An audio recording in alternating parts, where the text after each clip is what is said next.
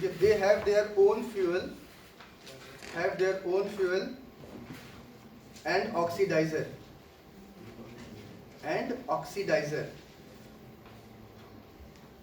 they have their own fuel and oxidizer, which is the source of oxygen, which is the source of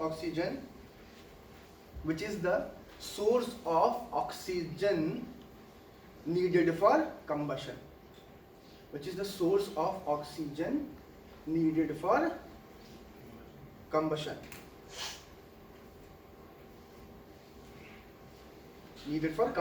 It is non-air breathing.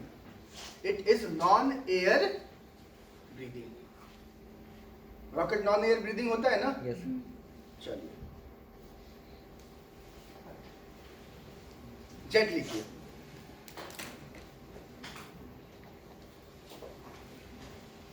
It has its own fuel,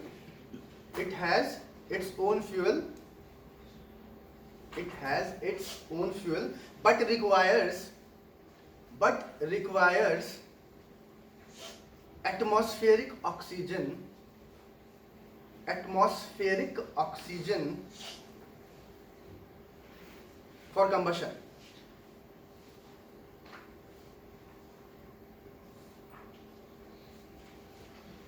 It is air breathing, ठीक है? It is air breathing.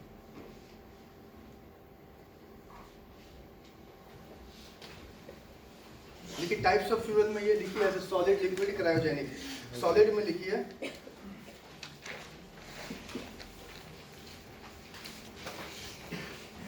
HTPB, hydroxyl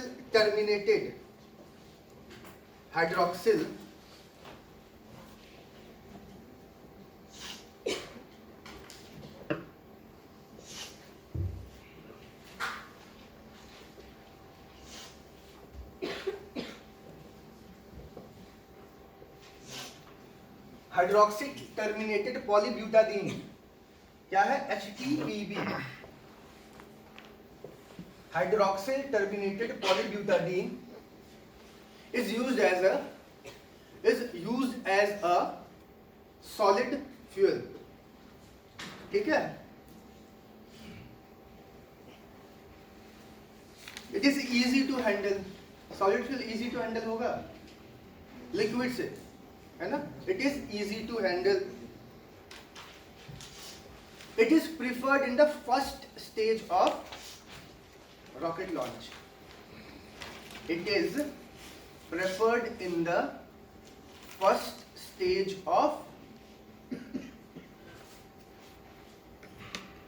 rocket launch. ठीक है? It gives very good thrust.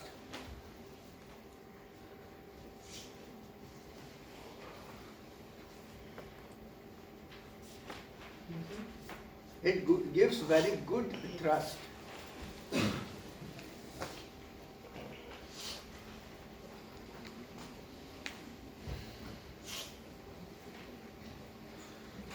But it cannot be switched off.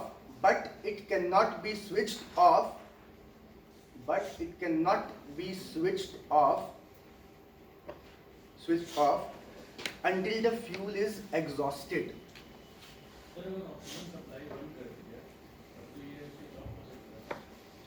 कौन सा? पर वो एक बार जल गया ना। और सॉलिड, अच्छा ऐसा तो नहीं है ना कि सॉलिड का एक पार्ट जलना स्टार्ट हुआ होगा, फिर दूसरा पार्ट जलना स्टार्ट होगा, फिर तीसरा पार्ट जलना स्टार्ट होगा। सॉलिड में तो आग लगेगा, पूरे में लग जाएगा ना, तो फिर फायदा क्या है उसका? समझ में आ रहा है? हाँ, चेम्बर में ना रखा होता है भाई, कहाँ रखेंगे? सॉलिड में आग, मान लो इसमें तुम आग लगा, कैंपर ले लीजिए, कपूर। हाँ, कपूर कैंपर, उसमें सब्लिमेशन होता है। कहाँ चला गया? हल्का सा मेल्ट होता है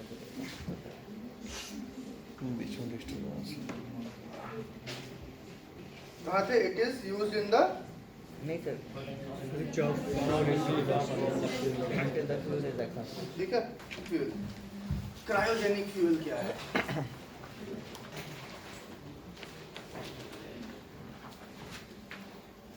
कोई भी क्रायोजेनिक फ्यूल बोले ना, तो कौन सा क्या है क्रायोजेनिक, सबसे पहले ये समझिएगा कि वेरी लो टेम्परेचर पे है।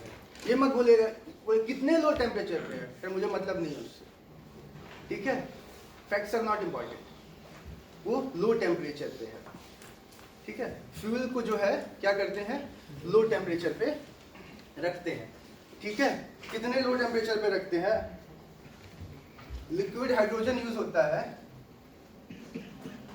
और लिक्विड ऑक्सीडाइजर ऑक्सीजन यूज करता है। इसको -253 डिग्री सेल्सियस पे रखते हैं, इसको रखते हैं लिक्विड हाइड्रोजन को, और लिक्विड ऑक्सीजन को रखते हैं -183। सर वो सॉलिड में कन्वर्ट हो जाएगा, क्या माइनस में जाएगा तो लिक्विड। पानी होता है। लिखिए, ठीक है। इसका एडवांटेज क्या है, लिखिए, मिनिमम फ्यूल मैक्सिमम पेलोड। लिखिए, minimum fuel maximum payload. Payload क्या होता है, कोई बताएगा? एक सैटेलाइट कितना वेट ले जा रहा है, उसका पेलोड होता है। तो क्रायोजेनिक इंजन में क्या होता है, कम से कम फ्यूल यूज करके मैक्सिमम पेलोड मिलता है। दूसरा लिखिए, इट गिव्स बेस्ट थ्रस्ट।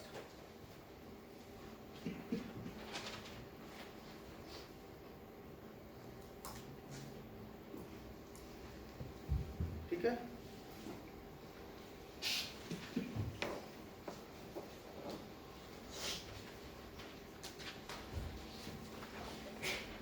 अच्छा, आइए कुछ अब जनरल बातें आपको बताता हूँ। सर इसका भी कोई डिसएडवांटेज है, किसका?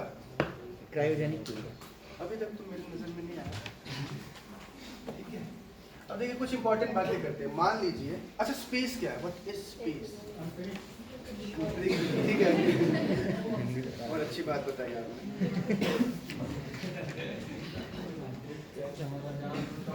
आज मुझे जो है वो निर्वाण प्राप्त हो गया इसके वजह से, ठीक है। और मैं भी खुशी नगर जा रहा हूँ, ठीक है। देखिए होता क्या है, स्पेस क्या है, व्हाट इज स्पेस?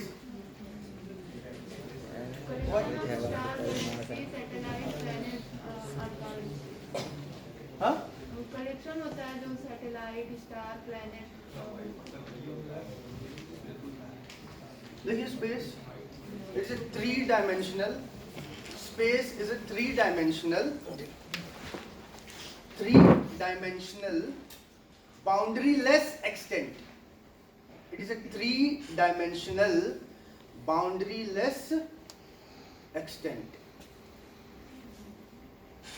ठीक है। स्पेस क्या होता है, 3-dimensional, उसकी कोई बाउंड्री नहीं होती है, ठीक है। वो क्या है, दैट इज स्पेस। अच्छा, what is outer space? Outer space क्या होता है फिर? बाउंड्री है इन्हें तो एटमॉस्फेयर के बाद धरती के आउटर स्पेस हमारे अर्थ की बाउंड्री है कुछ, ठीक है। तो अर्थ के लिए आउटर स्पेस क्या हो? इसके एटमॉस्फेयर से बाहर से जाएंगे तो ठीक है। देखो space minus earth and its atmosphere, this is equal to. अच्छा, आउटर स्पेस किसके लिए? हमारे लिए ना। जी सर। तो आउटर स्पेस हमारे लिए क्या है, space minus earth and its atmosphere. अच्छा, ये जरूरी क्यों है? अच्छा, एटमॉस्फेयर की बाउंड्री कहाँ तक है? अच्छा, कितने संस्तर हैं? चलिए बताइए कौन कौन से? Troposphere, stratosphere, mesosphere, thermosphere exosphere और एक्सोस्फीयर, ठीक है। एटमॉस्फेयर के कितने लेयर्स हैं? ये 5 लेयर्स हैं, ये बात सबको समझ में आ रही है? पता था? चलिए अच्छी बात।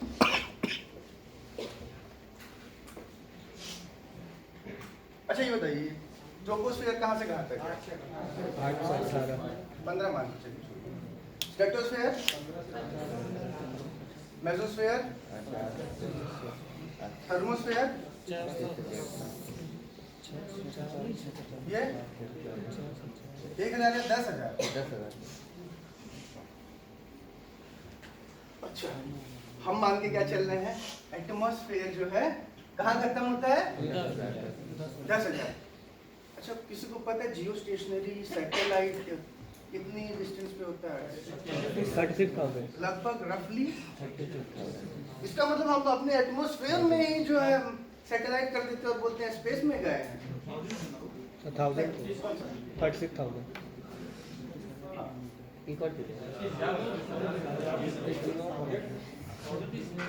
100 होगा।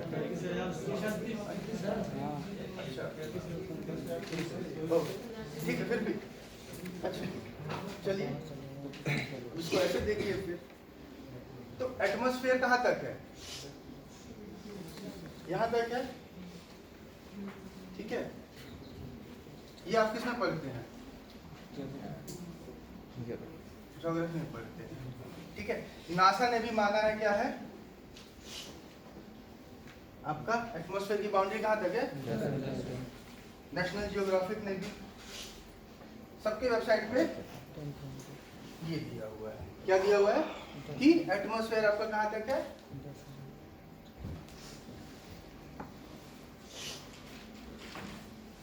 तो फिर आउटर स्पेस है क्या? हम कहाँ से मानेंगे आउटर स्पेस? प्रॉब्लम क्या 10,000 से मानेंगे? आउटर स्पेस कहाँ से मानेंगे आप लोग? एक्सोस्फीयर के बाद आउटर स्पेस मानेंगे, थर्मोस्फीयर के बाद मानेंगे। कितने लोगों को लगता है थर्मोस्फीयर के बाद मानेंगे? अच्छा कितने लोगों को लगता है कि मीसोस्फीयर के बाद मानेंगे? कितने लोगों को लगता है कि लगने से कुछ होता नहीं है? होता क्या है वो क्या इंटरनेशनल लॉज में लिखा हुआ है। अब इंटरनेशनल लॉज में क्या लिखा हुआ है, क्यों लिखा हुआ है, कैसे लिखा हुआ है?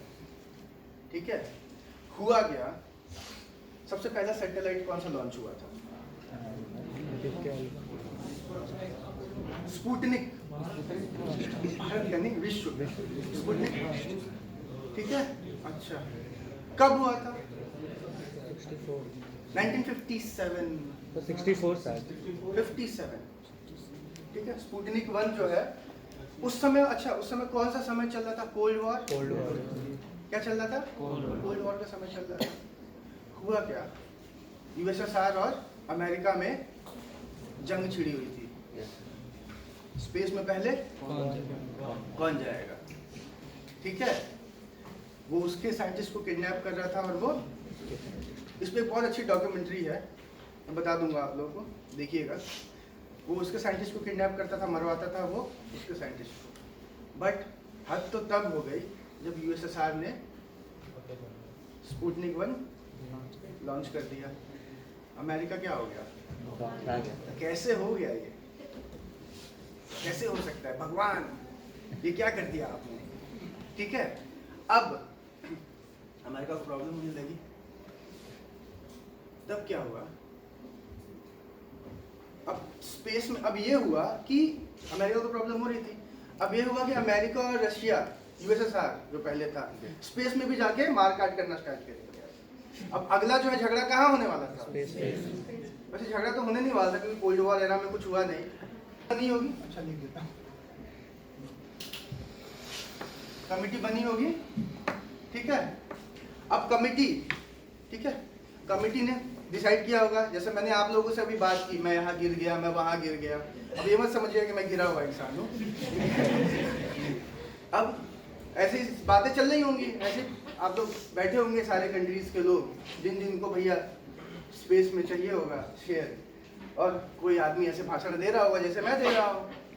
ठीक है तो डेलिब्रेशंस हुई होंगी एक कमेटी बना के। ठीक है उसके बाद क्या हुआ होगा कुछ लॉज सामने आए होंगे लॉज आए होंगे, कुछ रूल्स आए होंगे, कुछ रेगुलेशंस आए होंगे, ऐसा ही कुछ हुआ होगा ना, है ना। 5 लॉज आए, 5 ट्रीटीज कुछ भी कह लीजिए, ठीक है। एक है आउटर स्पेस ट्रीटी जो कि 1967 में आई, ठीक है। एक आया रेस्क्यू कन्वेंशन,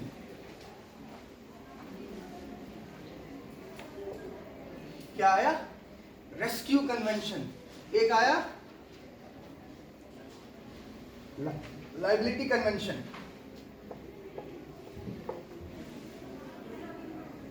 उसके बाद क्या आया, रजिस्ट्रेशन कन्वेंशन, और लास्ट आया